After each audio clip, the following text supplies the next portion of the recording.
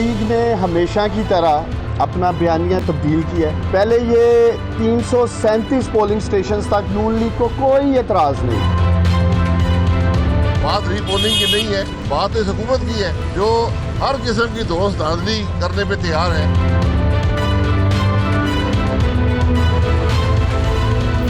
Punjab house इंतजामिया और हुकूमत पंजाब की तमाम इंतजामिया ऐसे गायब हो गई जैसे गधे के सिर से सींग गायब हो जाते।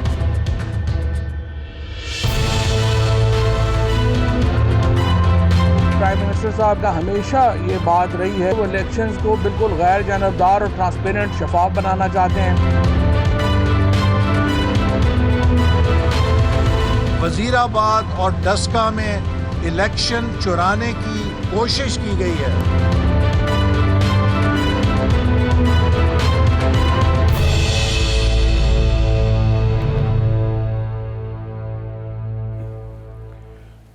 बिस्मिल्लाहिर्रहमानिर्रहीम। अस्सलाम वालेकुम नाज़रीन। प्रोग्राम DNA के साथ मैं हूं सलीम बुखारी और मेरे साथ मेरे सीनियर साथी सलमान आबिद साहब मौजूद हैं। सेनेट के इलेक्शन ने एक तमाशा बनाया हुआ है। सेनेट इलेक्शन, सदारती ऑर्डिनेंस, सुप्रीम कोर्ट के फैसले की अहमियत, ये सारी वो बातें हैं जिस पे हम बड़ी तफसील से आज बात करेंगे, इसलिए कि इसने पूरी हुकूमत को और पूरी अपोजिशन दोनों को इंगेज किया हुआ है। इसके बाद डस्का में किसका सिक्का चला है। रिटर्निंग ऑफिसर की इलेक्शन कमीशन में असल कहानी 23 थैले गायब, 14 में धांधली, NA 75 ही मशकूक। यानी अब दोनों ही, हुकूमत भी अपनी पोजीशन से हट गई है और अपोजिशन भी हट गई है। इसकी तफसील से ज़रा कोशिश करेंगे इसका अहाता करने की। ख्वाहिश है कि दिल की बातें खोल कर करूँ, मगर कुछ पाबंदियाँ हैं। Chief justice Lahore high court ने 2 रिटायर्ड जजेस के रेफरेंस में जो गुफ्तगू की है वो भी बहुत ही अहमियत की हामिल है। वज़ीर आज़म का दौरा श्रीलंका, पार्लियामेंट से खिताब क्यों मनसूख हुआ। कहा यह जा रहा है कि मुसलमानों के साथ वहाँ जो सलूक हो रहा है, ख़ास तौर से उनके जो मरने वाले अशख़ास की तदफीन का मामला है, उसके ऊपर कुछ 2 मुख्तलिफ आरा हैं। इसका भी जायज़ा लेंगे क्या हो रहा है वहाँ पर। और ब्रॉडशीट कंपनी, शरीफ फैमिली को 45 लाख रुपए हर्जाना क्यों अदा किया गया।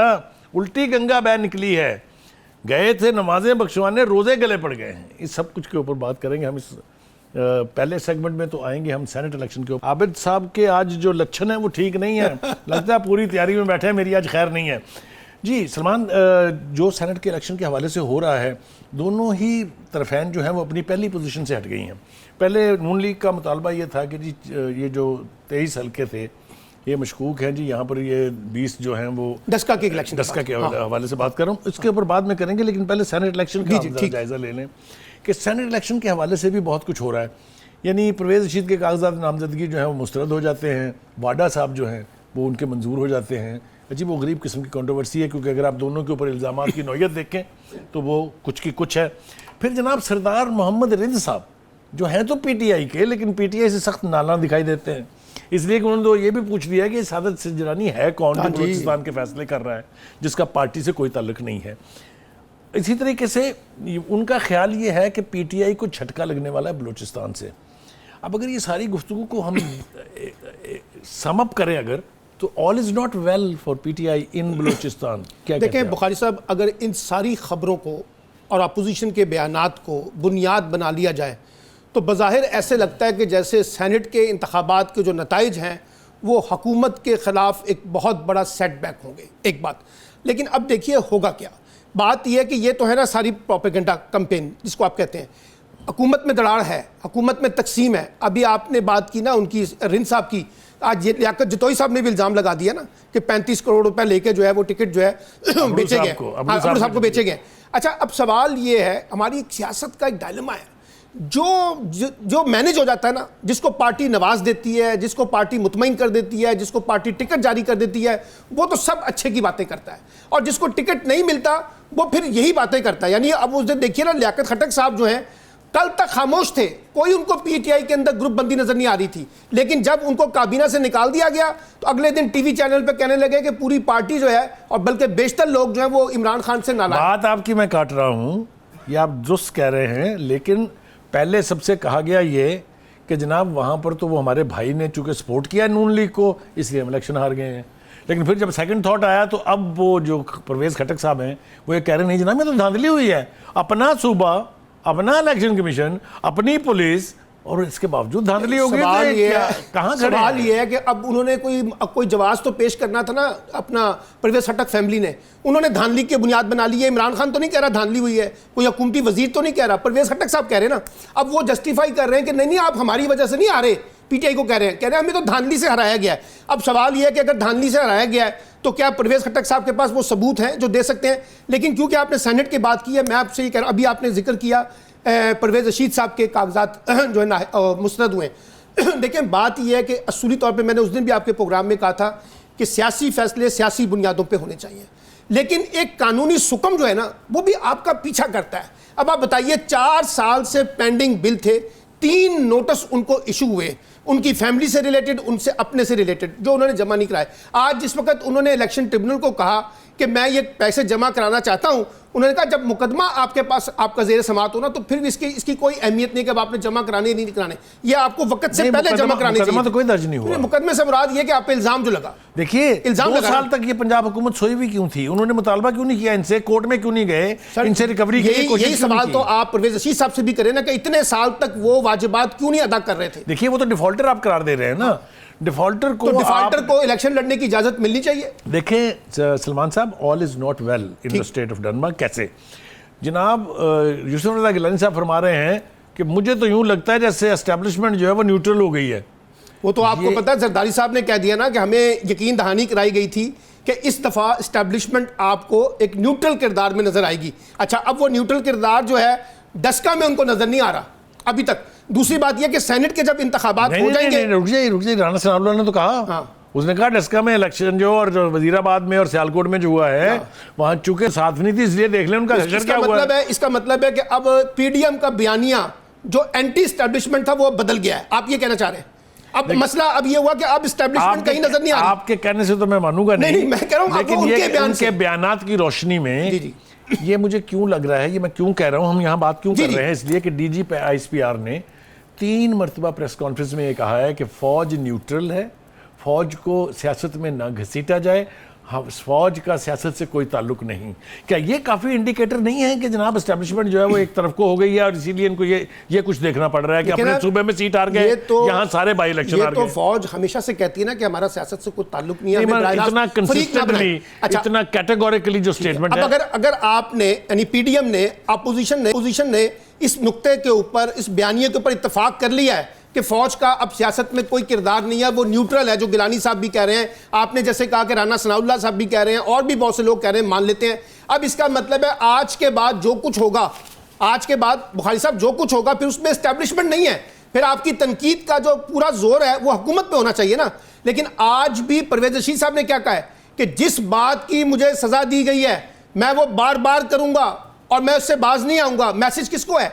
मैसेज उसी को है ना जो वो कहते हैं कि जिन्होंने मुझे अंदर नहीं आने दिया सेनेट में। पहले तो नाम लेते थे ना, अब नाम लेना तो बाद आ गए ना। तो बात यह है कि आप वो तो पहले नाम आपको पता है बिलावल साहब ने क्या कहा था? हमारे अंदर ये तय हुआ था पीडीएम के अंदर कि हमें किसी का बराह रास्त नाम नहीं लेना, सिर्फ एस्टेब्लिशमेंट कहना है। इन्होंने नवाज शरीफ साहब ने जलसे में खड़े होकर फौज के सरबराह का, डीजीआईएसआई का नाम लिया, जिससे सारा मामला खराब हुआ और हम उसकी हमायत नहीं करते। तो सवाल ये है कि फिर आज मैं मान लूं अगर थोड़ी देर के लिए जो बात आप कर रहे हैं कि एस्टैब्लिशमेंट न्यूट्रल हो गई है, तो इसका मतलब यह है कि फिर आपका वो बयानिया जो पहले था अब खत्म हो गया है। अब आपका बयानिया ये होना चाहिए कि हमारी लड़ाई तो जो है बराह रास्त इमरान खान के साथ है, उनकी हुकूमत के साथ है, हम इनके खिलाफ करेंगे। अब एस्टैब्लिशमेंट न्यूट्रल हो गई है, लेकिन जब सेनेट के इंतखाबात हो जाएंगे, उसके नताइज आ जाएंगे, तो फिर हम देखेंगे कि क्या यही बयानिया कायम रहता है या ये बयानिया फिर बदल जाता है। एस्टैब्लिशमेंट के न्यूट्रल होने की बात इसलिए हो रही है कि यूसुफ रज़ा गिलानी की नॉमिनेशन के बाद से जरा आप ये देखें कि दौड़ें कितनी लगी हैं। प्राइम मिनिस्टर साहब गए तूफानी दौरे पे कराची, वो फिर गए, उसके बाद लाहौर के बाद वो गए पेशावर। मतलब ये है कि वो जो एक तासुर था कि पीटीआई के अंदर जो है वो ज़रा काफ़ी गड़बड़ है, वो तो एक तरफ है। दूसरी तरफ ये तासुर कायम हो रहा है कि इन्हें एस्टैब्लिशमेंट ने ये कहा है कि भाई साहब now you are on your own.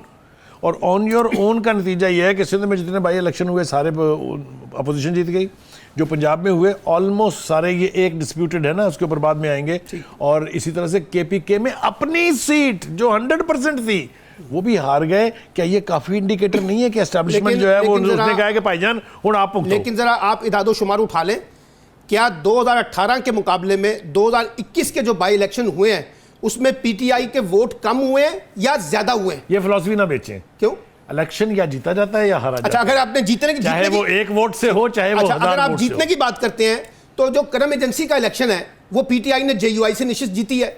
और मेरे अंदाजे के मुताबिक ये जो डस्का की सीट है, आप आज डस्का के अंदर भी देख लें कि वोट जो है वो कहां गए हैं और अब तक के नताइज के मुताबिक कौन जीता हुआ है। कुछ दुरुस्त है या गलत अभी बाद में बात कर लेते हैं। यानी पीटीआई ने 2 कौमी असम्बली की निशिस्तें गेन की हैं और अपोजिशन ने 1 सीट गेन की है। देखें, नौशहरा वाली जो बहुत बड़ा फैक्टर है सेनेट के इलेक्शन में वो तो एस्टेब्लिशमेंट का, जिसका दोनों पार्टियां दावे कर रही हैं, जो भी कर रही हैं, और फौज अपनी वजाहतें दे रही हैं। लेकिन अब आ जाएं जो रेफरेंस गया हुआ है प्रेसिडेंशियल सुप्रीम कोर्ट के अंदर, उसकी भी बहुत अहमियत है। बहुत क्योंकि ये आप देखें, इतनी पैनिक है पीटीआई में। पहले उन्होंने एग्जीक्यूटिव ऑर्डर पास किया कैबिनेट में, फिर उसके बाद उन्होंने ऑर्डिनेंस जारी कर दिया, फिर उन्होंने सुप्रीम कोर्ट में रेफरेंस भेज दिया, और अभी उस रेफरेंस का फैसला नहीं हुआ तो एक ऑर्डिनेंस आ गया, लेकिन उसको मशरूत कर दिया। देखिए ना, मशरूत तो ऑटोमेटिकली होना है कि अगर कल को सुप्रीम कोर्ट फैसला उसके खिलाफ दे देती है तो पूरे का पूरा इलेक्टोरल प्रोसेस ही तलछट हो जाएगा ना। तो मुझे आप ये बताइए कि इतना पैनिक क्यों है, इतनी जल्दी क्यों है? सर, पैनिक इस वजह से हुआ कि आपको याद है जिस वक्त माजी में सेनेट के इंतखाबात हुए थे और पीटीआई की वो जो वीडियो जारी हुई जिसके बाद ये खरीदो फरोख्त हुई, उस वक्त से पीटीआई ये बार बार कह रही थी कि ये इंतखाबात जो हैं ओपन बैलेट के जरिए होने चाहिए, एक बात। और पीएमएलएन का भी यही मौक़िफ़ था। उसके बाद पीपल्स पार्टी में बिलावल भुट्टो साहब ने भी कहा कि हम भी ओपन बैलेट के हामी हैं, और लेकिन पार्लियामेंट में लाया जाए। लेकिन जिस दिन ये पार्लियामेंट में आया, वहाँ जो धींगा मुश्ती हुई, वहाँ जो लड़ाई हुई, एक दूसरे को पे इल्ज़ामात लगे, वो मामला ठप हो गया। अच्छा, अब मसला ये है, आपको भी पता है, मुझे भी पता है, ये मामला सिर्फ उस वीडियो तक तो महदूद नहीं है। माजी में भी जब सेनेट के इंतखाबात हुए हैं तो लोगों की खरीदो फरोख्त तो होती रही है। फिर संजरानी साहब का जिस वक्त इंतखाब हुआ वहाँ पर भी ये मसला आया, इसलिए ये मामला इस वक्त उठा। इस पे आप कह सकते हैं कि हुकूमत की हिकमत अमली दुरुस्त नहीं थी, लेकिन हुकूमत की जो नीयत है, ना सिर्फ हिकमत अमली ठीक नहीं थी, बल्कि दोगलापन है कि जब सेनेट के चेयरमैन के इलेक्शन का मामला था तो खुफिया बैलेट बिल्कुल ठीक थी। उस वक्त तो पीटीआई के पास मेजॉरिटी नहीं थी ना। थी या नहीं थी, अब कौन सी है? अभी तो होनी है ना, इसी वजह से अभी होनी है ना, अभी हुई तो नहीं है। तो फिर आपने मतलब ये कि जहां जो सूट करता था वो ठीक था, और अब चूंकि ये सूट नहीं करता लिहाजा इसको बदलो, और इसको बदलो भी अपनी मर्जी से। सर देखें, पॉलिटिक्स में जो भी रूलिंग पार्टी होती है वो अपने इंटरेस्ट को वॉच करते हुए फैसले करती है ना। आज पीटीआई के पास पावर है तो वो अपने तरीके से देख रही है, कल ये ताकत जो है पीएमएलएन के पास भी रही है, पीपल्स पार्टी के पास भी रही है। दोनों ने चार्टर ऑफ डेमोक्रेसी में वादा किया वो पूरे बैलेट में कुछ करके दिखाएंगे, लेकिन नहीं की ना, उन्होंने उनके इंटरेस्ट में नजर नहीं आया। अच्छा, अब जिस वक्त आया तो अब ये जो मामला जिसका आपने बड़ा जिक्र किया, बड़ी अहमियत का हामिल है, सुप्रीम कोर्ट की जो प्रोसीडिंग है, अगर आप भी उसको बड़ा क्लोजली ऑब्जर्व कर रहे हैं बुखारी साहब, मैं भी देख रहा हूं, आप देखिए बार बार एक सवाल हो रहा है, कैसे इसकी ट्रांसपेरेंसी को आप इंश्योर करेंगे, कैसे इस अमर की यकीन दहानी कराई जाएगी कि लोगों की वोटों की खरीदो फरोख्त ना हो, और इलेक्शन कमीशन का उसमें किरदार, वो जो कोड ऑफ कंडक्ट पेश किया गया है, वो कैसे ट्रांसपेरेंट होगा। अब मुझे लग ये रहा है, वो जो बात आपने भी उस दिन की थी कि खुफिया बैलेट ही हमें नजर आ रहा है, क्योंकि तरामीम शायद उस पार्लियामेंट में उस तरह से ना हो सके, लेकिन ये जरूर होगा कि इलेक्शन कमीशन को पाबंद किया जाएगा किसी ना किसी शक्ल में, ताकि वो जो मैल प्रैक्टिसेस है वो दोबारा ना हो सके। सलमान, जो भी हो, जिसका जो भी पोजीशन हो, कॉन्स्टिट्यूशन के साथ खिलवाड़ नहीं होना चाहिए। और इससे पहले कि हम ब्रेक के लिए जाएं, मरीम नवाज का आज का ये स्टेटमेंट बहुत इंपॉर्टेंट है कि परवेज़ रशीद एक फ़र्द का नाम नहीं, सोच और नज़रिए का नाम है। इसके ऊपर इस वक्त गुफ्तगू का वक्त तो नहीं है, लेकिन ये बात तय है कि उसके पीछे बहुत स्ट्रांगली पूरी की पूरी मुस्लिम लीग खड़ी है। वो लड़ सके या ना लड़ सके, उन्होंने अब सुप्रीम कोर्ट में जाने का फैसला किया है, सुप्रीम कोर्ट में रिट उन्होंने कर दिया है, उसका क्या फैसला आता है वो देखते हैं। ये देख लें कि वो शहबाज शरीफ भी खड़े हैं परवेज़ रशीद साहब के पीछे या नहीं खड़े हुए, ये भी देख लीजिए। ये मैं क्या बता रहा हूँ कि जब तक वो फ़र्द जिंदा है जिसका नाम नवाज शरीफ है, सब उसके पीछे खड़े हैं जिसके पीछे वो खड़ा है। नाज़रीन, चलते हैं एक ब्रेक के लिए।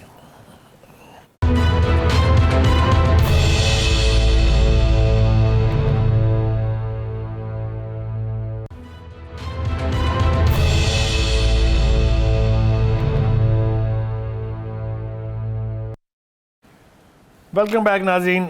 सलमान साहब, ये सेनेट का इलेक्शन तो अभी चलेगा काफ़ी दिन तक, मेरे ख्याल से ये हॉट डिबेट जारी रहेगी। डस्का भी उतना ही इम्पॉर्टेंट है, इसलिए कि उस पर इलेक्ट्रल प्रोसेस पर एस्पर्शंस हैं।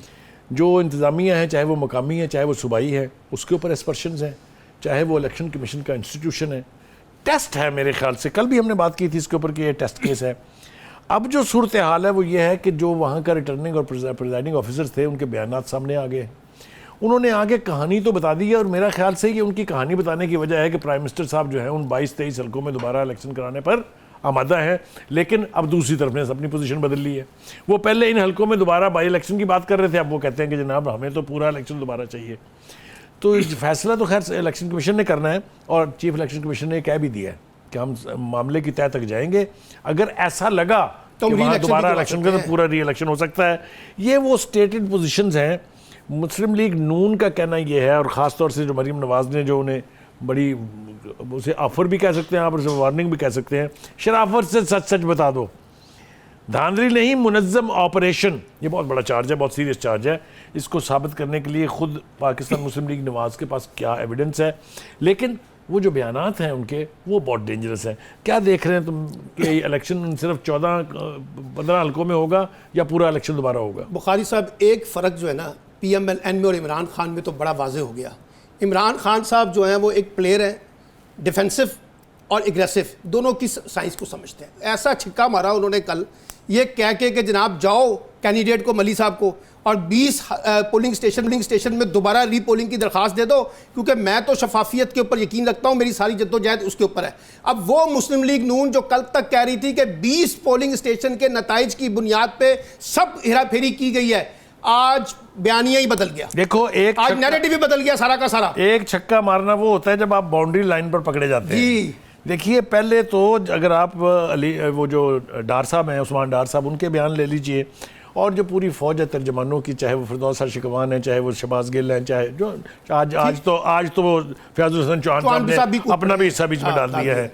तो इनकी तरफ से देखें तो वो तो कहते हैं कि धांधली नहीं, रिजल्ट रोका हुआ, रिजल्ट बड़े दे दें। तो सवाल ये हो गया ना, और प्राइम मिनिस्टर कह रहे हैं वहां दोबारा पोलिंग करा दें। इसका मतलब ये है, मैं बात अपनी मुकम्मल करूं, इसका मतलब ये है कि जो इंटेलिजेंस एजेंसीज प्राइम मिनिस्टर की कमांड पर हैं, उन्होंने ये तो जरूर उनको बता दिया कि गड़बड़ तो हुई है वहां। देखिए ना, बात ये है कि आपको मैंने बताया ना कि उन्होंने कहा, PMLN का मौकफ ये था 2 दिन पहले तक, जो गड़बड़ हुई है, जो धांधली हुई है, इन 20 पोलिंग स्टेशन के ऊपर जो नताइज जो हैं वो तब्दील किए गए हैं, वो जो कल आप मुझसे बात कर रहे थे 80% 90% टर्न आउट, और वो जो फर्क इतना बढ़ गया, ये 20 पोलिंग स्टेशन पे हुआ। अच्छा, इमरान खान साहब ने, प्राइम मिनिस्टर ने ये कहा कि छत आइए, हम क्यों बहस में पड़ते हैं, आइए दोबारा पोलिंग स्टेशन पे कर देते हैं। अब परसों तक री पोलिंग की जो बात थी ना कि जो पूरे हल्के का दोबारा इलेक्शन, वो जरा ठंडा था PMLN की तरफ से। अब तो 20 के ऊपर बहुत तेजी अच्छा, आ अब गई। इसलिए तेजी आ गई कि ये जो 20 हल्कों के अंदर दोबारा इलेक्शन की बात जो की है, उससे PMLN को लगा कि अगर हम दोबारा हार गए, और ये मैंने पता किया, पता चला कि जो 20 पोलिंग स्टेशन है इसमें से ज्यादातर अर्बन एरियाज के इलेक्शन वो हैं। अच्छा, अर्बन में PTI अपने आप को जरा कंफर्ट फील करती है, इसलिए उसने ये इनिशिएटिव ले लिया। अब PMLN को डिफेंसिव कर दिया। अब सवाल ये है, एक और चीज देखिए, उन्होंने कहा कि वो जो तारड़ साहब हैं, अता तारड़ साहब, और उस्मा बुखारी को कहा कि लाइए वो जो सबूत आपने हमें देने थे, वो जरा सबूत तो लेके आइए ना। आज उन्होंने प्रेस कॉन्फ्रेंस में कहा कि हमने दिए हैं उनको, हमने फॉर्म 45 जमा करा दिए हैं। वो जो सबूत दिए हैं, अब वो इतने सबूत नहीं है अभी कि जिसके ऊपर फैसला होगा। इसी की बुनियाद पे PTI को भी कहा गया है आप भी अपने एविडेंस लेके आए। अब ये सारे एविडेंस आएंगे, 25 को क्या फैसला होता है? सबूत तो एक ही काफी होता है। वो कहते हैं ना कि पूरी देख को नहीं चेक किया जाता, एक चावल का दाना उठा के आप देखते हैं कि चावल गल गए हैं कि नहीं। मैं एक सवाल आपसे और पूछता हूँ, और मैं चाहता हूँ कि हम अपने नाज़रीन को कन्विंस करें इस बात के ऊपर। जो मंजरनामा था, चाहे वो सियालकोट था, चाहे वो डस्का था, दंदनाते फिर रहे हैं, एक हाथ में गन थाम के बुलेट फायर करने वाले लोग जो हैं, उस वक्त आपकी सूबाई इंतजामिया, मकामी इंतजामिया, आपका DC, आपका चीफ सेक्रेटरी किधर थे वो, जिनको इलेक्शन कमीशन भी ढूंढता रहा और वो कहीं मिले भी नहीं? ये कैसे होता है? आप मुझे बताएं, जिस इलाके में इलेक्शन होता है वहाँ रेंजर्स, वहाँ पुलिस की इजाफी नफरी मौजूद होती है कि नहीं? देखिए, ये बात आपने की ना कि पुलिस की नाहली वहाँ साबित हुई, इसमें कोई दो आरा नहीं है। किस पर जिम्मेदारी किस पे आएगी? हुकूमत पे भी आएगी, पुलिस के ऊपर भी आएगी, लेकिन साथ साथ वो जो इलेक्शन कमीशन ये सवाल उठा रहा है, मैं एक सवाल उठाता हूं कि इलेक्शन कमीशन की अपनी नाहली भी तो देखिए ना। पिछले 15 दिन से डस्का के अंदर, मैंने आपको कल भी कहा कि तमाम अरकान असम्बली, चाहे वो हुकूमत के थे, चाहे वो अपोजिशन के थे, वजीर थे, सब वहां पर बैठ के अपना काम कर रहे थे ना। किसने उनको रोका? सवाए नोटिस जारी कर दिया। अच्छा, अब इलेक्शन कमीशन का ये जो इलेक्शन का ट्रांसपेरेंट होना होता है, ये कोई एक फरीक नहीं होता। इसमें इलेक्शन कमीशन भी होता है, इसमें हुकूमत भी होती है, इसमें पुलिस और इंतजामिया भी होती है, इसमें दोनों पॉलिटिकल पार्टियां यानी जो इलेक्शन लड़ने वाली पार्टियां वो भी उसका हिस्सा होती हैं। अब होता क्या है, बुखारी साहब, जब हम हमारे हक में फैसला आ रहा हो ना, सब कुछ ठीक है। मसलन 336 पोलिंग स्टेशनों में जब 303 या 310 का रिजल्ट आया ना, उस वक्त तक PMLN को हर चीज पूरा मन लग रही थी, क्योंकि लीड उनकी 3,500 की थी ना। वो 36 में पहुंचे, अब वो पूरा री इलेक्शन करवा दें। देखिए, गुजारिश ये है, अगर ये ना होता, ये 40 या 20 या 15 इलेक्शन पोलिंग स्टेशन पर जो कुछ हुआ, तो नहीं जवाब होता ना नून लीग के पास ये कहने का। चूंकि देखें, एक बात मैं आपको बता दूं, मैंने भी बहुत सारे इलेक्शन देखे हैं, आपने भी देखे हैं। हुकूमत वक्त के होते हुए आज तक मैंने नहीं सुना कि 20 पोलिंग एजेंट अगवा हो गए हों और साथ ही उनके पोलिंग के बैग भी चले गए हों। जो फॉर्म 45 है जो दिया गया है पोलिंग एजेंट्स को, वो डिफरेंट हो, जो सबमिट कराया जा रहा है वो डिफरेंट हो। ये सब कुछ मलबा किस पे डालेंगे आप? देखिए, यहाँ आपकी बात से फिर आप हुकूमत को तो क्रेडिट देना कि खैबर पख्तूनख्वा में PTI की हुकूमत नौशहरा में इलेक्शन हार गई, पंजाब में PTI की हुकूमत ये वजीराबाद में इलेक्शन हार गई, ठीक है ना। फिर इसका मतलब है हुकूमत ने अगर इलेक्शन में धांधली करनी होती और मुनज़्ज़म धांधली करनी होती, लफ्ज़ का मैं फिर इस्तेमाल कर रहा हूँ, मुनज़्ज़म धांधली, ऑर्गेनाइज धांधली, प्री प्लान धांधली करनी होती, तो यही फिर अमल जो है, ये जो फिल्म है जो डस्का में चली है, ये वजीराबाद में भी चलनी चाहिए थी। ये फिल्म जो है नौशहरा में भी चलनी चाहिए। नौशहरा में ये फिल्म दोबारा खटक साहब खुद चला रहे हैं। खटक साहब तो इसलिए चला रहे हैं कि उनको वो खुद अताब में आ गए। सर, वजीर दिफा है यार, खुदा के लिए वजीर दिफा, उनका भाई वजीर आपाशी था, वो भी अताब को निकल रहे, वो वहां के पार्टी के सीनियर तरीन स्टॉलवर्ड्स हैं, वो उनके बयान को आप ऐसे कह रहे हैं जैसे किसी तहसील नाज़िम ने बयान दे दिया। उनका मसला तो सुन लें, अपने खानदान के लोगों को नवाजना। अब जरा उठा के देख लें, इससे पहले 2013 में भी कितनी टिकटें उनके पास थी। शफाफियत का नारा लगाती है PTI, क्यों नहीं उन्होंने इसके ऊपर कंट्रोल किया? क्यों नहीं अब उन्होंने शफाफियत का नारे के तहत आपने इसके ऊपर एक्शन क्यों नहीं लिया कि आपने पूरे अपने घर को सारे को? सर, अब एक्शन लिया ना। अब उनके खानदान के फर्द को टिकट देने की बजाय सेनेट का और ज़िमनी इंतखाब में टिकट किसी और को मिला है ना। ये दर्द है इस वक्त परवेज खटक साहब को। नहीं, मगर परवेज खटक साहब को फिर बगल में क्यों बिठा के बैठे हुए इमरान खान साहब? अगर वो पार्टी के मुफाद के खिलाफ उनका भाई काम कर रहा है और उन्होंने वहां पर पहले जो कुछ किया, वो आपके खटक साहब ने अपने भाई के खिलाफ कोई एक्शन लिया कि तुम जो है बतौर वजीर, हुकूमत में वजीर होकर जो कैंपेन से के अगेंस्ट, ये तुम्हें सूट करता है? अगर तुम्हें इतना ही शौक है तो पहले रिजाइन करो और फिर कैंपेन चलाओ। मगर उन्होंने अपने भाई के खिलाफ एक्शन लेने के बजाय पूरे इलेक्शन के प्रोसेस को डाउटफुल कर दिया ना। प्राइम मिनिस्टर को ये जस्टिफाई करना कि देखिए इलेक्शन की हार की वजह मेरा भाई नहीं है, बल्कि इलेक्शन में धांधली हुई है, और भाई कह रहा है कि धांधली नहीं हुई बल्कि लोगों ने आपको हराया क्योंकि आपकी परफॉर्मेंस ठीक नहीं है। इसका एक एस्पेक्ट ये है कि लोग ये समझते हैं कि चूंकि डस्के में बोंगी मारी है हुकूमत ने, वहां गलत किया है, तो इसलिए इक्वेट करने के लिए वो नौशहरा जो है। सर, मैं इस नैरेटिव को इसलिए बाय नहीं करता जो आप कहते हैं कि डस्का में बोंगी मारी। मैं आपसे कह रहा हूं कि अगर हुकूमत जो है, जिसके पास इख्तियारात होते हैं, ताकत होती है, इंतजामिया होती है, पुलिस होती है, अगर उसने वहां पर ये बोंगी मारनी थी तो वो बाकी 2 कॉन्स्टिट्यूंसीज में भी बोंगी मार के नताइज को अपने हक में कर सकता था। यहाँ पर किसी एक कॉन्स्टिट्यूंसी में ये साबित करना जरूरी था कि यहाँ पर नवाज शरीफ का बयानिया नहीं बिका, और ये देखें PTI को पजीराई मिल रही है। यहाँ पर ये साबित करने के लिए डस्का किया गया, वरना डस्के में इलेक्शन बिल्कुल पीसफुल। और नौशहरा में हार के क्या साबित किया PTI ने? वो तो साबित ये हुआ कि उनका सौदा नहीं बिक रहा, इसलिए कि बुखारी साहब इतना मासूमाना एनालिसिस कि जहां हम हार जाएं वहां हमारा बयानिया जो है वो किसी ने कुचल दिया, और जहां हम जीत जाएं हमने हुकूमत का बयानिया को शिकस्त दे दी। ये वो मौकफ है जो हुकूमत की जो तर्जुमानों की फौज है उसको ज्यादा सूट करता है। हम जब एनालाइज करने बैठते हैं तो हमें ज़रा इवन हैंडेड रहना चाहिए। देखिए, शुरू में कोई एक आवाज़ नहीं उठी थी नौशहरा के इलेक्शन के बारे में, ठीक है। जब डस्के का इतना बड़ा फोपा हो गया, उसके फौरन बाद जो है मैं आपको ये कह रहा हूं कि जो नौशहरा के इलेक्शन के अंदर धांधली की आवाज़ उठी है वो सिर्फ एक फर्द ने उठाई है, उसका नाम है परवेज खटक। अगर किसी और वजीर का कोई बयान है या हुकूमत का कोई बयान है या जो खैबर पख्तूनख्वा की हुकूमत का बयान है तो मुझे दिखा दे।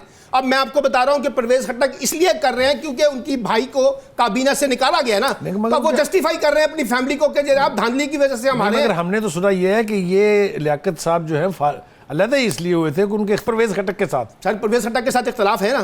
तो मुझे बताइए कि पूरी कैंपेन, आपको याद है 15 दिन पहले एक बयान आया था परवेज खटक साहब का कि मैं जिस वक्त चाहूं इस हुकूमत को गिरा सकता हूं। वो साबित कर दिया उन्होंने कि वो कर सकते हैं ना। इसका मतलब सुने ना, गिरा सकते हैं, उसका रिजल्ट दे दिया ना उन्होंने, अपना दिखा दिया। तो परवेज खटक जो नौशहरा के अंदर बड़ी सियासी शख्सियत है, उन्होंने इस इलेक्शन के अंदर PTI की तवक्कुआत के बरक्स अपनी नाराजगी को ज्यादा फोकियत दी ना, और उसका नतीजा जब निकला तो उल्टा हो गया काम। अब वो पड़ गए जनाब ये धांधली से हम सीट आ रहे हैं। नाज़रीन याद रखिएगा, सलमान आबिद साहब ये कह रहे हैं कि वहाँ जो कुछ हुआ नौशहरे में उसके जिम्मेदार जो हैं परवेज खटक साहब हैं। मैं उम्मीद करता हूँ कि इस बयान पे आप कायम रहेंगे, लेकिन इसलिए ब्रेक का कहा जा रहा है तो चलते हैं एक ब्रेक के लिए।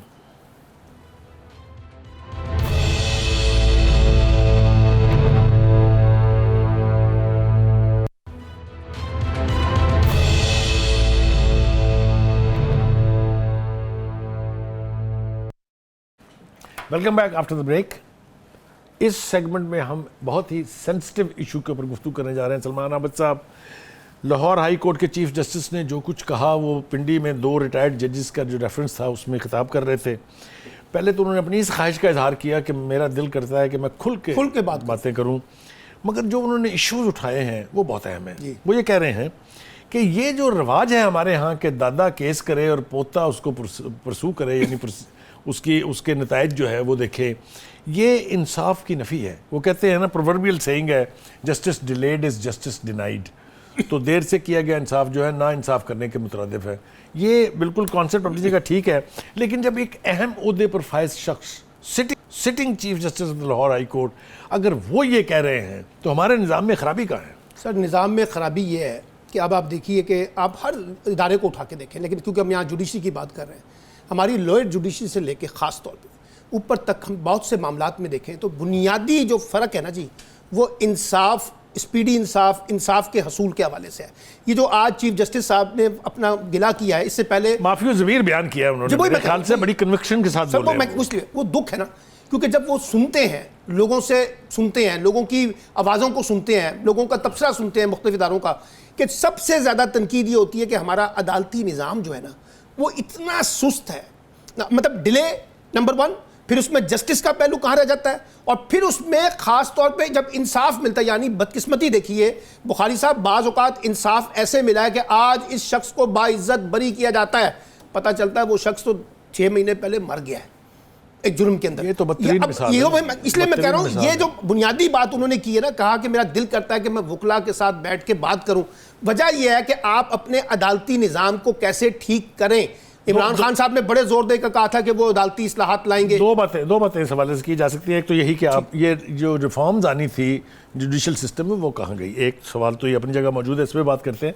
लेकिन एक और अहम बात की तरफ इशारा किया उन्होंने, वकला से जो बैठ के बात करने की उन्होंने कहा ना, वो है जो देर के अल्तवा लेते हैं केसेस में, जो पेंडेंसी की बहुत बड़ी वजह है, इसलिए कि उनको तो हर पेशी को अपनी फीस चाहिए। ये भी और साथ साथ दूसरी वजह भी है वकला के कॉन्टेक्स्ट में, जो आजकल बहुत से वाकयात सामने आ रहे हैं ना वकला के कॉन्टेक्स्ट में, जिसमें वायलेंस का कल्चर आ रहा है, उसने भी हमारे जुडिशल सिस्टम पे बेशुमार सवालात उठा दिए हैं। यानी आपका हवाला यह है कि सेशन जजेस को मार पड़ रही है, दरवाजे बंद करके ताले लगा रहे हैं। जजों ने बकायदा कहा है कि हम यहाँ पर एक ऐसा इनेबलिंग एनवायरनमेंट हमारे पास नहीं है जिसमें हम आज़ादी से फैसले कर सकें, हमें डर और खौफ है यहाँ पे मुख्तलिफ ग्रुपों की तरफ से।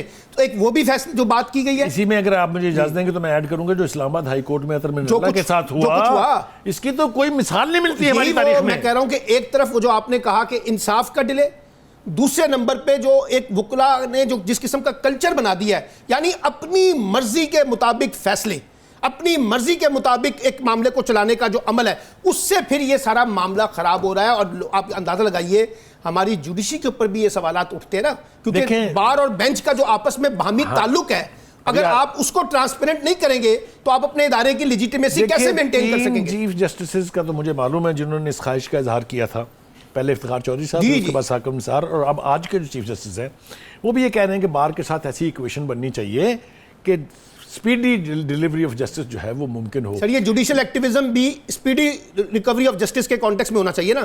जुडिशियल एक्टिविज्म ये नहीं होना चाहिए जो आज हम देख रहे हैं। देखिए, पहली बात तो ये है कि एक प्रॉपर इंसाफ के सिस्टम में एक्टिविज्म की गुंजाइश ही नहीं है। ठीक है, ये इस्तिलाह तो हमने घड़ ली है बहुत सारी चीज़ों को जस्टिफाई करने के लिए। इंसाफ तो इंसाफ होता है, उसमें कोई एक्टिविज्म नहीं होता। दूसरी बात यह है कि बार और बेंच के रिलेशनशिप के बारे में भी जिन 3 चीफ जस्टिस का मैंने तस्करा किया, उन्होंने बड़ी तफसील से बात की है, डायलॉग भी हुए। सुप्रीम कोर्ट बार एसोसिएशन है, पाकिस्तान बार एसोसिएशन है, हाई कोर्ट्स की बार एसोसिएशन है, उन सब के, लेकिन किसको नहीं सूट करता कि किसी नतीजे पर नहीं पहुंच पा रहे। सर, हमारे यहाँ वो जो रूलिंग एलीट है ना, जो इन इदारों को अपनी मर्जी और मंशा के मुताबिक चलाना चाहती है और मर्जी और मंशा के मुताबिक नताइज लेना चाहती है, वो क्यों चाहेंगे कि हमारे मुल्क में अफराद के मुकाबले में इदारे मजबूत हों? सर, मुझे आप बताइए ना। ये आप ये कह रहे हैं कि जो माजी में तो होता रहा वो तो हमें भी पता है, आपको भी पता है, इस वक्त भी कोई तब्दीली नहीं आई। इससे आपके यहाँ अगर तब्दीली आती तो जो रवैये, जो तर्ज अमल, जो एटीट्यूड, जो बिहेवियर हम देख रहे हैं अपने पूरे जुडिशियल सिस्टम के अंदर, वो आपको भी तकलीफ देते हैं ना, वो मुझे भी तकलीफ देते हैं। मगर सलमान, बात सिर्फ हमारे अदालती अदारों तक नहीं महदूद है। अगर आपको याद हो, लाहौर के अंदर ये डॉक्टरों के साथ क्या जी, हुआ तो था वो तो सर्विसेज बता- हॉस्पिटल में, वो तो वो बता आपके रहा हूं, सामने है।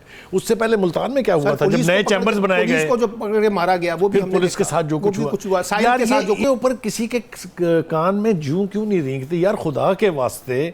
जिस वो कहते हैं ना सेकंड वर्ल्ड वॉर में विंस्टन चर्चिल ने अपने वजीर इंसाफ से पूछा, जबकि तबाह हो चुका था बिल्कुल, इसके बारे में कहते हैं कि London was raze to ground. उसने कहा क्या हमारे यहाँ इंसाफ का सिस्टम ठीक है? उसने कहा जी हाँ ठीक है। उसने कहा we will rebuild Britain in 10 years and they did it.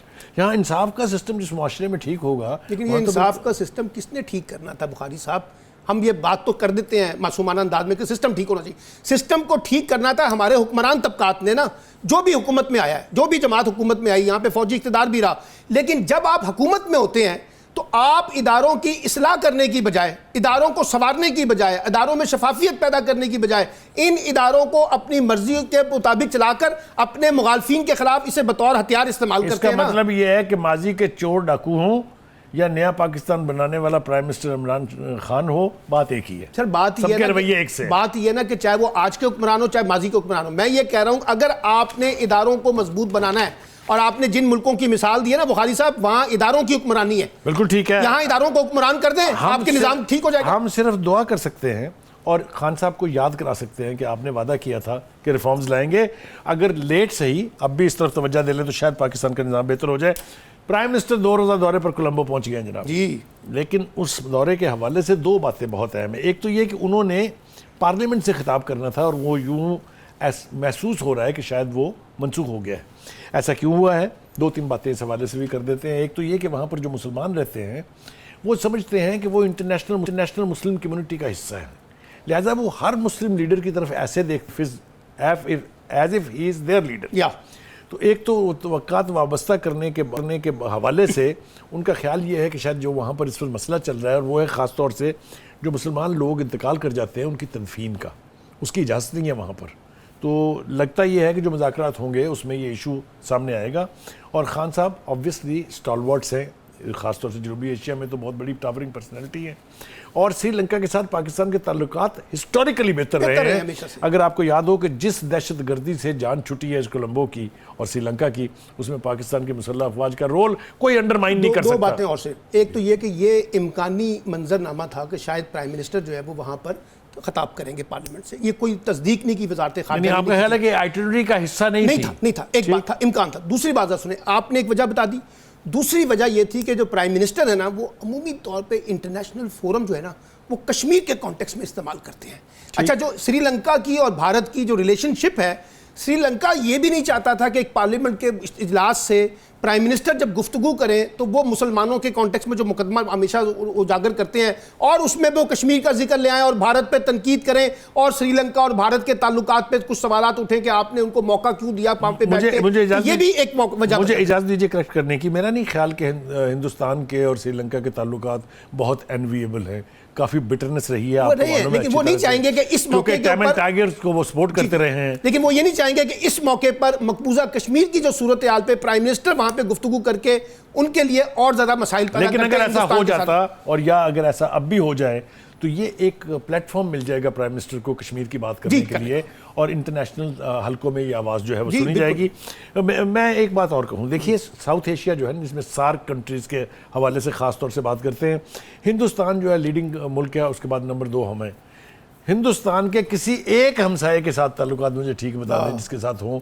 Nepal के साथ उसको प्रॉब्लम है, भूटान के साथ उसको प्रॉब्लम है, श्रीलंका के साथ उसको प्रॉब्लम है, बांग्लादेश के साथ बॉर्डर डिस्प्यूट जो है वो जिंदगी मौत का मसला बना हुआ है। पाकिस्तान के तो हमारा बुखारी साहब, इससे एक तो आपने कहा ना कि ताल्लुकात बाकी मुल्कों के साथ, एक और मसला भी है इस सार्क के अंदर, इस पूरे इलाकों के अंदर जितने भी फोरम है ना, चाहे वो इकोनॉमिक फोरम है, चाहे वो पॉलिटिकल फोरम है, चाहे वो बिजनेस फोरम है, चाहे वो टूरिज्म से फोरम है, सार्क की अपना जो मामला का कॉन्फ्रेंस है, इलाकाई कॉन्फ्रेंस की जो होती है, भारत उस तमाम फोरमों को इफेक्टिव नहीं बनाता। उसकी वजह क्या है? उसको लगता है कि ये जो फोरम है सारे के सारे साउथ एशिया के कॉन्टेक्स्ट में, अगर ये इफेक्टिव हो गए तो फिर हमारे ऊपर सवालात उठेंगे। इसलिए जो आपने ये बात जो की ना कि भारत जो है बुनियादी तौर पर इस पूरे खित्ते के अंदर ना सिर्फ तमाम ममालिक से रिलेशनशिप को खराब करके बैठा हुआ है, बल्कि उन फोरमों को भी सही तरीके से यूटिलाइज करने के लिए तैयार नहीं है जो मुल्कों के दरमियान बेहतर ताल्लुकात को इस्तेमाल करने में मदद दे सकता है। बहरहाल मेरे ख्याल से एक हवाले से ये दौरा जो है ये बहुत अहम है,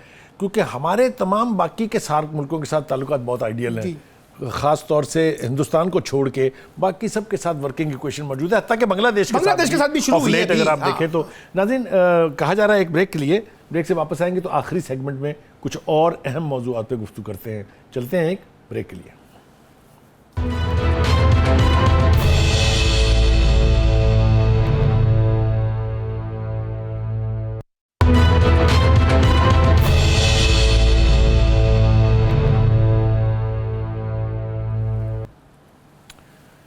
welcome back after the break. एक और अहम मौजूद जिस पर हम अब बात करने जा रहे हैं वो है ब्रॉडशीट कंपनी ने जो शरीफ फैमिली है उसको 20,000 पाउंड की रकम अदा कर दी, जो पाकिस्तान के 45 लाख के करीब बनते हैं।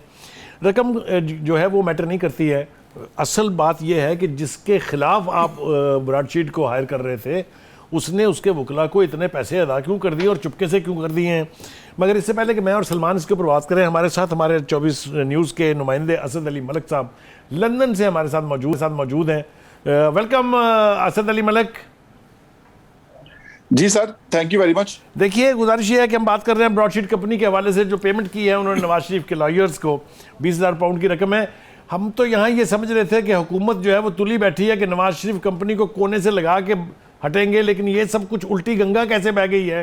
ये गए थे नमाजें बख्शवाने, रोज़े गले पड़ गए हैं, इसकी ज़रा सही सूरत हाल क्या है वो ज़रा हमारे नाज़रीन को बताएं मलिक साहब। जी बिल्कुल, आपको सबसे पहले तो मैं बता दूं कि ये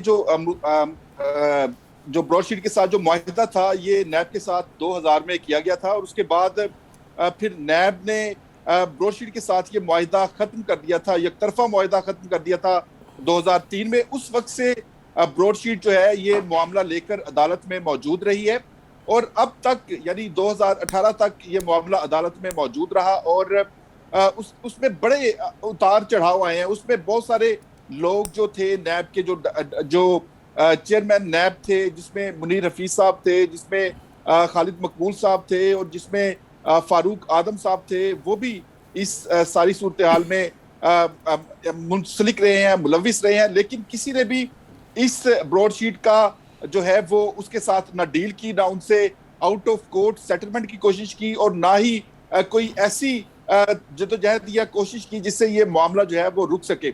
उसके बाद एक अदायगी जरूर की गई 2008 और 9 के दरमियान, लेकिन वो भी किसी गलत कंपनी को कर दी गई। यानी जो असल ब्रॉडशीट थी उसके अलावा किसी और कंपनी को कई लाख पाउंड अदा कर दिए गए, लेकिन जो असल ब्रॉडशीट थी उसका ये दावा कायम रहा कि वो पाकिस्तान से अपने जो है वो वाजिबात वसूल करना चाहती है। क्योंकि ये मामला था एसेट रिकवरी का और ये मामला था कि नैब ने कुछ नाम 170 पाकिस्तानियों के नाम ब्रॉडशीट को दिए थे, जिन्होंने बैरून मुल्क पाकिस्तानियों की जो लूटी हुई अलेजिडली यानी मुबैना तौर पर जो लूटी हुई दौलत थी उसका सुराग लगाकर उसके तमाम जो हकाइक थे वो नैब को और हुकूमत पाकिस्तान को देने थे। मलिक साहब, आपने बड़ी तफसील के साथ इसकी जो बैकग्राउंड है और हिस्ट्री है सारी वो तो बयान कर दी है। मेरा एक सवाल आपसे ये है कि ब्रॉडशीट चूँकि यहाँ रहा है, ख़ास तौर से जो जब से ये मुकदमा शुरू हुआ और कायद साहब जो हैं उन्होंने जो इल्ज़ामात लगाए और फिर जिस तरीके से नैब के ऊपर सारा मलबा डाल दिया उन्होंने, ये बताइए कि नून लीग को इस अदायगी के बाद वहाँ जो नून लीग के लॉयर्स हैं, जो नून लीग के मकामी लीडर हैं, वहाँ फील क्या है इस फैसले के बाद?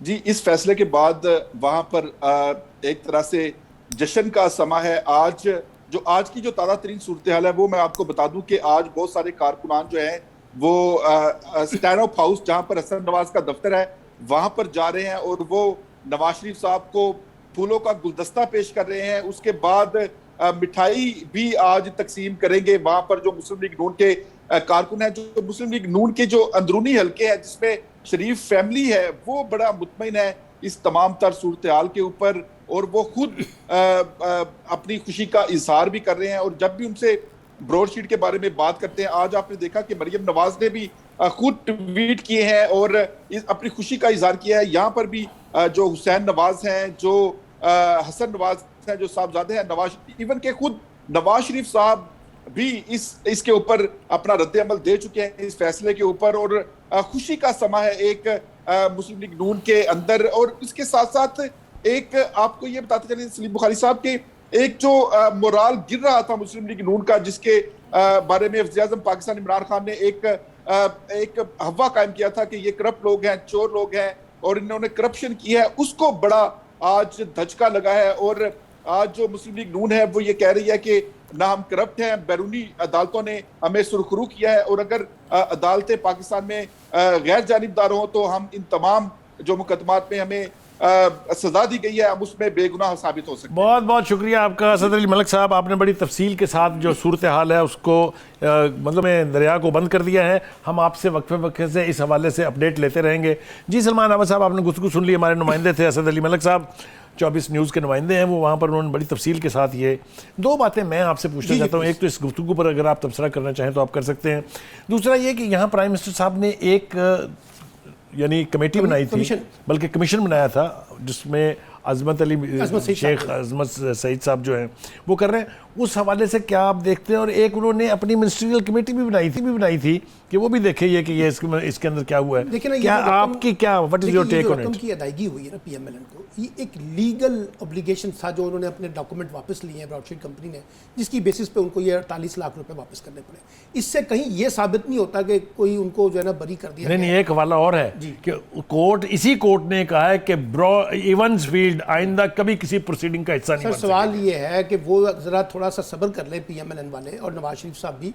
ये जो एक रुकनी कमीशन बना हुआ है, 1 महीने में इस कमीशन ने अपनी रिपोर्ट पेश कर 45 दिन में 45, और चारों जो उस वक्त चेयरमैन नैब हैं उन्होंने अपने बयानात रिकॉर्ड पे किए हैं, मुख्तलिफ लोग रिकॉर्ड कर रहे हैं। इस इंक्वायरी कमीशन की जब रिपोर्ट आ जाएगी तो पता चल जाएगा कौन कहाँ खड़ा है। इसमें जो है ना हुकूमत का मौक़िफ़ जो है वो कितना दुरुस्त था, कितना गलत था, पीएमएलएन का मौक़िफ़, नवाज शरीफ साहब का मौक़िफ़ क्या था। आपको मालूम है अच्छी तरह कि जब 99 में जब ब्रॉडशीट कंपनी को हायर किया गया था, उसके बाद आगे चला जब मामला, जब उस वक्त मुशर्रफ साहब कहते थे मैं नहीं छोड़ूंगा नवाज शरीफ साहब को और पीपल्स पार्टी को और इनको एहतसाब के शिकंजे में लाऊंगा। फिर बाद में एक डील हो गई, आपको भी पता है। उस डील के तहत नवाज शरीफ साहब जाकर बैठ गए जद्दा में, फिर वो सारा मामला ठप हो गया। अब जिस वक्त ये सारा का सारा खुला है तो जरा इंतजार कीजिए। जश्न जल्दी बना लेती है, लड्डू ज्यादा जल्दी मैं आपकी बात मान लेता हूँ, लेकिन ये जो कमीशन बना है ये जो कुछ भी आवाम को बताएगा, हुकूमत को जो कुछ भी बताएगा, अपोजिशन जिससे मुतासर हो या ना हो, इसका कोई एक्सपर्शन या कोई दबाव जो है वो लंदन की कोर्ट्स पर नहीं है। बिल्कुल ठीक है, लंदन की कोर्ट्स का फैसला नहीं बदलने जा रहा है इसलिए कि आपका वन मैन कमीशन क्या कहता है। तो मेरे ख्याल से इसके ऊपर भी गौर रखना चाहिए, गौर करना चाहिए। लेकिन ये जो कमीशन है कम से कम अपनी इब्तदाई रिपोर्ट जिस वक्त ये जमा कराएगा 45 दिन के बाद, तो जरा थोड़ी सी सूरत हाल वाज़े हो जाएगी कि इसमें कितना वजन है इस कमीशन की रिपोर्ट के अंदर। देखिए, जो एक्सपर्शन जो है वो ब्रॉडशीट के जो वो कावे साहब हैं उन्होंने कास्ट की हैं नैब के रोल के ऊपर। हम सिर्फ तवक्को करते हैं कि ये वन मैन कमीशन जो है उसको भी जरा थोड़ा सा गंगाल के देखे कि किसने किसको पैसे अदा किए, किसने क्यों किए। ये जो यहाँ पर बैठ के सुबह से शाम तक दूसरों में कीड़े निकालते थे शहजाद अकबर साहब, उनका अपना क्या रोल रहा है। सामने आ जाएगा कि जो यहाँ पे बैठ के अपनी कस्में खाते हैं कि एक धले की भी हमने करप्शन नहीं की है, 1 रुपए की भी करप्शन नहीं की है, वो भी हमें समझ आ जाएगा कि कौन कहाँ पे खड़ा। मैंने इसीलिए कि ये वेट एंड सी वाली बात है कि पता चल जाएगा कि हुकूमत का मौक़िफ़ क्या है, उसमें कितनी सख्त है, कितनी जान है, और जो कुछ नवाज शरीफ साहब या उनकी फैमिली कह रही है उसमें भी कितना पोटेंशियल है।